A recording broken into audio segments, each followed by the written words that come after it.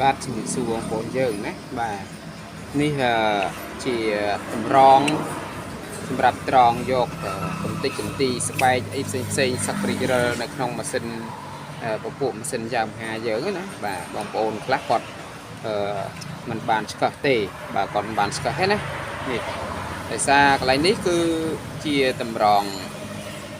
បាទកំតិចកំទីស្បែកកំតិចទីប្រេងចាស់សក្តិរិលទៅបាទអញ្ចឹងវាមានដូចជាដីអញ្ចឹងកន្លែងនេះបាទអញ្ចឹងបងប្អូនជាងគាត់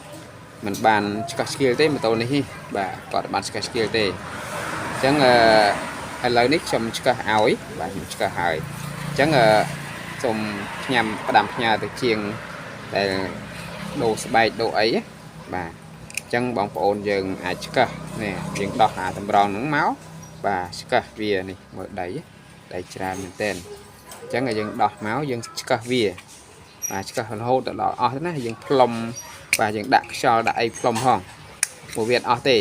វាអត់អស់ទេអានេះបើយើងមិនបានផ្លុំវាទេវាមិនអស់ទេ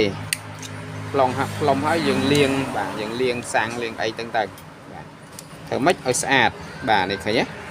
បាទឃើញទេសត្វទឹកដីណាបាទបន្តិចទីស្បែកហ្នឹងបាទនេះអញ្ចឹងវានៅទៅនេះបាទអាហ្នឹងវានៅទៅនេះអញ្ចឹងបងប្អូនឆ្កឹះនឹងយកមក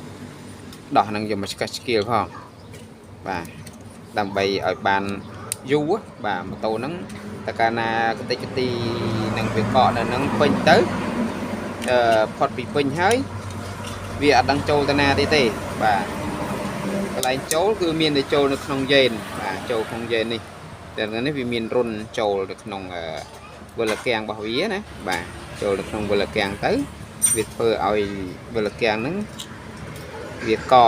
កដីប្រេងចូលអត់រួចបាទចូលទៅក្នុងរងអត់រួចទេបាទអញ្ចឹងសូមផ្ដាំទៅបងប្អូនទីជាងហ្នឹងគាត់ពេលដោះហ្នឹងត្រូវសម្អាតឲ្យភ្ញៀវរបស់យើងផងបាទភ្ញៀវរបស់យើងផងពួកគាត់យកទៅវាផ្លូវឆ្ងាយបាទហើយអញ្ចឹងធ្វើឲ្យម៉ូតូយើងគាត់ហ្នឹងឆាប់ខូចបាទហ្នឹងគឺសូមផ្ដាំទៅបងជាងបងប្អូនជាងទាំងអស់គ្នាបាទនេះបាទ